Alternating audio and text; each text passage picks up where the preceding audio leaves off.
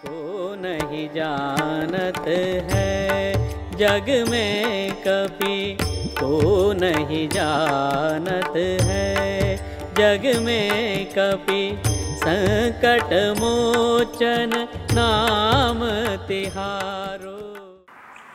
नमस्कार दोस्तों, मेरा नाम निपुन जोशी है और फाइनली साल का वो पर्व आने ही वाला है। ऑलमोस्ट 2 हफ्ते रह गए हैं, जिसके लिए आप सभी हनुमान भक्तों को और राम भक्तों को बेसब्री से इंतजार होगा। तो आप लोगों ने सही समझा, हनुमान जयंती के में अब सिर्फ 2 हफ्ते रह गए हैं। तो जैसे लास्ट ईयर भी मैंने आप लोगों के साथ हनुमान जयंती के ओकेजन पे मैंने हनुमान जी के बारे में, जो कि अतुलित बल के स्रोत हैं, ज्ञानियों में भी अग्रगण्य हैं, उनकी महिमा के बारे में कुछ अंश आप लोगों के साथ डिस्कस करे थे और साथ साथ कुछ रेमेडीज डिस्कस करी थी। तो उसी पैटर्न को दोस्तों हम लोग आज इस 2019 वर्ष के भी फॉलो करने वाले हैं। एक चीज जो दोस्तों मैं आप लोगों के साथ क्लियर करने वाला हूं वो ये है कि आज मैं जो भी चाहे मैथोलॉजिकल पार्ट जो भी मैं आप लोगों के साथ डिस्कस करने वाला हूं, आप उसको एग्जैक्ट एक्सट्रैक्ट किसी हमारे पुराण से, किसी मैथोलॉजिकल बुक से, स्पिरिचुअल बुक का मत मानिए। देखिए मेरे कहने का क्या मतलब है, जब तक मैं भारत में भी था तो मैं जितने भी थिएटर्स होते थे, जितने भी प्लेज होते थे आपके मैथोलॉजिकल एस्पेक्ट में, किसी भी स्पिरिचुअल एक्सट्रैक्ट पे, मैं उसको एक्टिवली फॉलो किया करता था। तो और साथ ही साथ देखिए, अगर आप इंडिया में भी बात करेंगे, भारत में भी बात करेंगे, तो इतनी डाइवर्सिफिकेशन है। और हनुमान जी के भक्तों की, उनकी महिमा की अगर आप बात करें तो भारत के बाहर भी, कंबोडिया, इंडोनेशिया तक भी हनुमान जी की फॉलोअरशिप है, जहां उनको फॉलो करा जाता है। उनके डिवोटेड आपको भक्त मिलेंगे। तो जिस वजह से आप इसको एग्जैक्टली किसी स्पिरिचुअल बुक्स का एक्सट्रैक्ट मत मानिएगा, किसी आर्टिस्ट की क्रिएशन की तरह भी आप इसको समझ सकते हैं। तो पहली चीज दोस्तों देखिए, अब आज जो मैं आप लोगों के साथ पाठ बताने वाला हूं, उससे पहले मैं आप लोगों को थोड़ा सा और पीछे लेके चलता हूं। देखिए, जब हम बात करते हैं शिव भक्ति की, तो शिव भक्तों में सबसे ऊपर जो नाम आता है वो रावण का आता है। रावण, जो कि अगर आप उसको समझने का, उसका व्यक्तित्व समझने की कोशिश करेंगे, वो परम ज्ञानी था,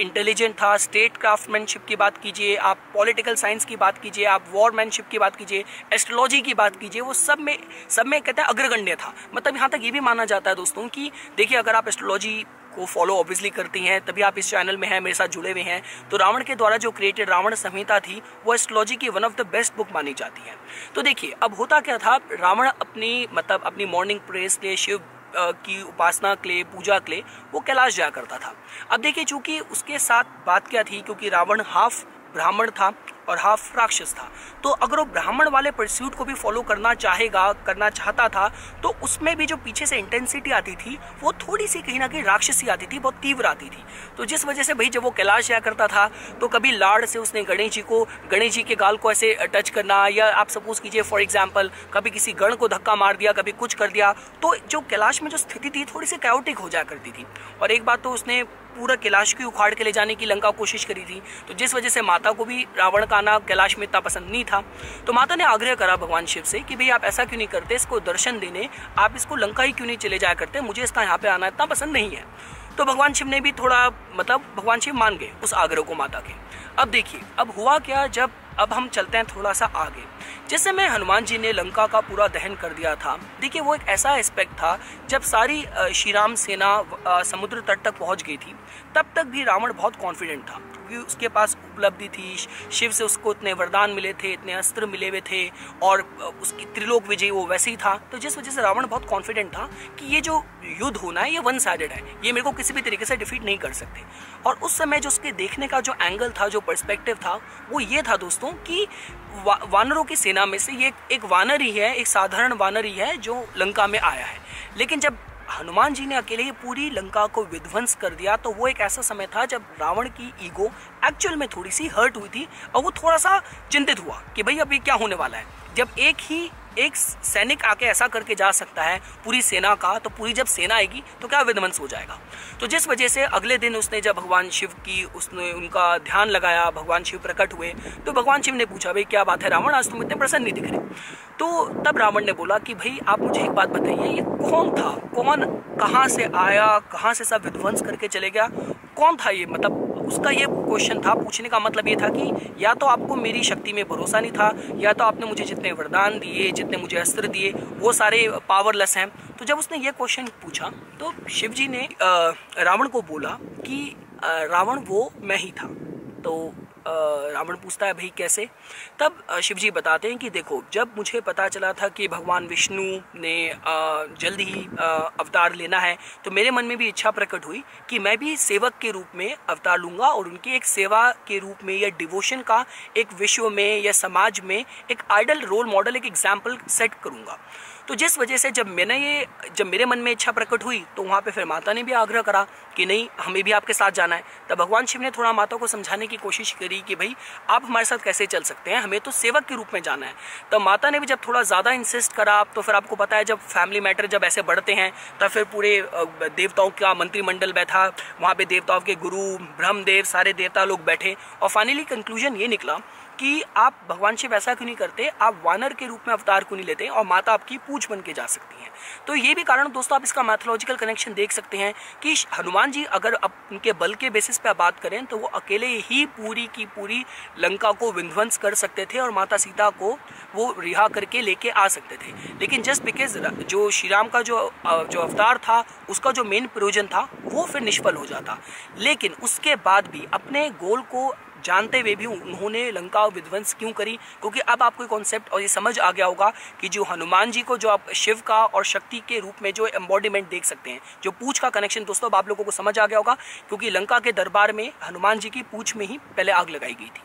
तो देखिए दोस्तों, तो उसके बाद भगवान शिव ने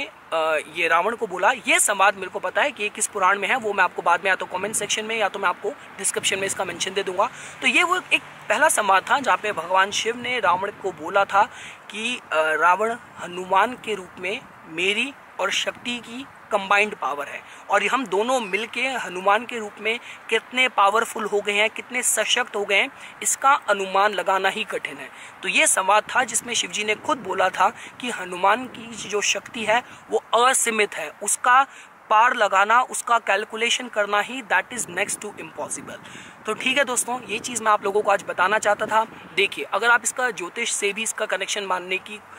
जानने की कोशिश करेंगे तो हमारी कालपुरुष की कुंडली में भी दोस्तों देखिए, जो मंगल से रिलेटेड जो आपके जो भाव आप जोड़ के देख सकते हैं, वो आप फर्स्ट हाउस जोड़ के देख सकते हैं, जो कि आपका तनु भाव है, जो कि आपके फिजिकल कॉन्स्टिट्यूशन का, आपकी बॉडी का है। और दूसरा भाव दोस्तों जो मंगल ग्रह से जोड़ के देखा जा सकता है दोस्तों, वो हो गया आपका अष्टम भाव। अष्टम भाव जो कि हर तरीके के क्राइसिस का होता है, जो हर तरीके के स्कैंडल्स का होता है और सबसे प्रमुख जो कि आपकी आयु का भी होता है। तो मेरे कहने का मतलब ये है कि अगर आप हनुमान जी की भक्ति करते हैं तो एक पहली चीज़ जो आपकी लाइफ में अच्छी होगी, आपका मंगल ग्रह मजबूत होगा। देखिए दोस्तों, अगर आप मंगल के हिसाब से भी समझने की कोशिश करेंगे, ये बात मैं 100% कॉन्फिडेंस से बोल सकता हूँ कि अगर किसी की पत्री में सिर्फ उसका लगन मजबूत होना चाहिए, लगन और लग्नेश और मजबूत है, और साथ साथ उसका अगर मंगल ग्रह मजबूत है और वो हनुमान भक्त है, तो ऐसी कौन सी चीज़ नहीं है जो वो इंसान लाइफ में प्राप्त ना कर सके। देखिए दोस्तों, हनुमान जी के हिसाब से अगर आप इनको समझने की कोशिश करेंगे, अगर आप आयु के हिसाब से भी जो मैं आपको समझा रहा था, ये खुद मैंने अपनी लाइफ में लोगों के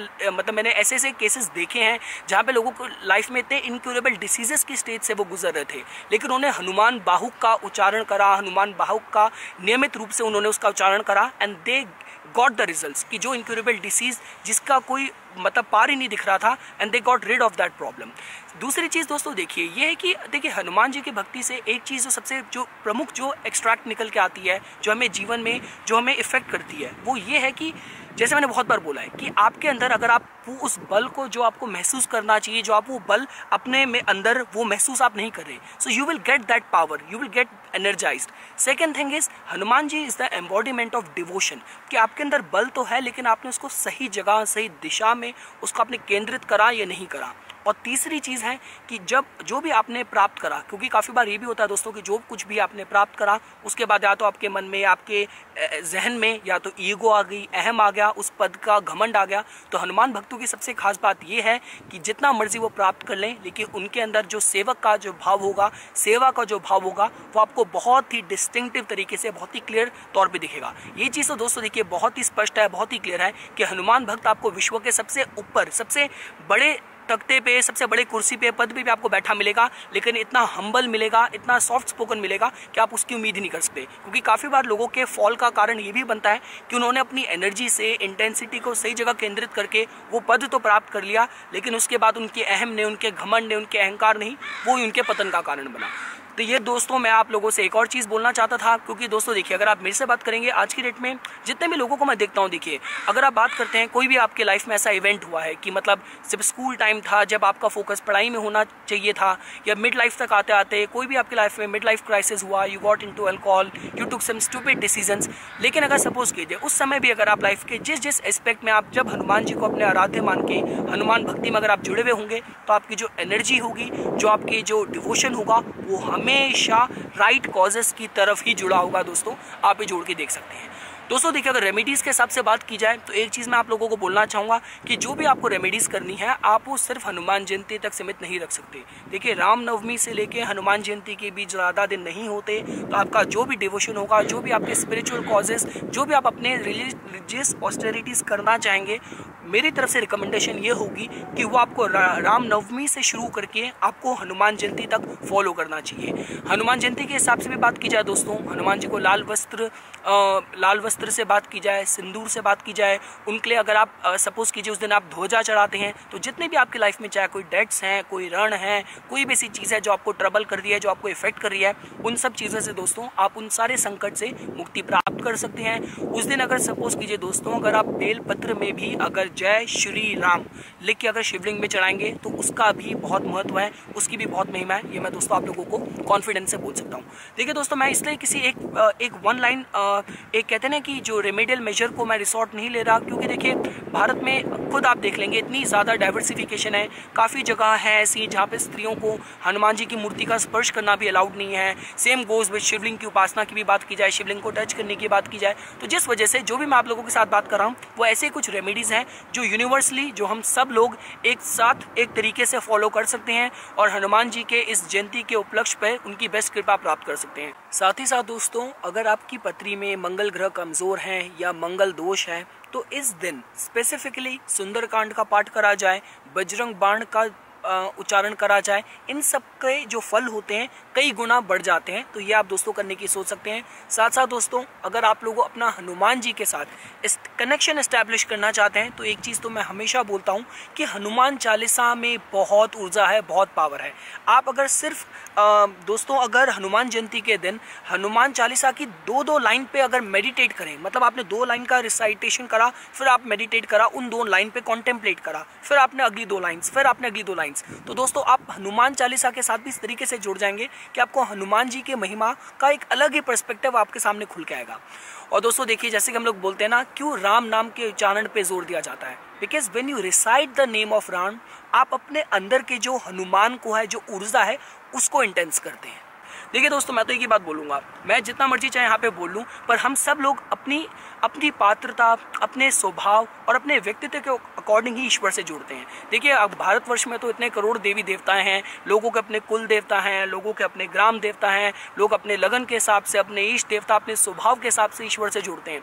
लेकिन हनुमान जी एक ऐसे एक देव हैं जिनकी कृपा हम सबको चाहिए, बिकॉज हमारी एनर्जी रॉन्ग कॉजेस की तरफ एसोसिएट ना हो, अटैच ना हो, सही कॉजेस से हम जुड़ें, अपने भले की तरफ, अपने उत्थान की तरफ अग्रसर हो। तो जिस वजह से हनुमान जी की भक्ति की जरूरत हम सबको है। और जो भी दोस्तों देखिए मैंने आपको रेमेडीज बताई है, जैसे फॉर एग्जांपल अगर आप इस वीडियो को देख भी रहे हैं तो अब हो सकता है देखिए कोई सैटर्न ड्रिवन कोई इंसान हो, शनि प्रधान हो, क्योंकि हम एस्ट्रोलॉजी के चैनल पे बात कर रहे हैं, तो हो सकता है बहुत रिलीजियसली, बहुत कठोरता से उसको फॉलो करे। कोई बृहस्पति ड्रिवन कोई इंसान होगा तो हो सकता है कि इस दिन बहुत स्क्रिप्चर्स का पाठ करे। पर मैं देखिए मेरा थोड़ा सा शुक्र ग्रह थोड़ा सा ज़्यादा स्ट्रॉन्ग है, तो मैं तो ये कहूँगा कि एक रिलेशनशिप ईश्वर के साथ डेवलप कीजिए। आपके मन से आपको वही प्रसन्नता होनी चाहिए। जैसे सपोज कीजिए आपने अपनी संतान का जब पहला जन्मदिन मनाया होगा तो उसी प्रसन्नता से, उसी उल्लास से आप हनुमान जी का ये जो जयंती का जो अवसर है इसको मनाइए। और इसी के साथ दोस्तों मैं आप लोगों को दोबारा से हनुमान जयंती की बहुत बहुत बधाइयाँ देता हूँ और उम्मीद करता हूँ कि हनुमान जयंती पे हनुमान जी की कृपा आप पे और आपके परिवार पे हमेशा बनी रहे। लाल देह लीला से हरुधरी लाल लंगूर वज्र दे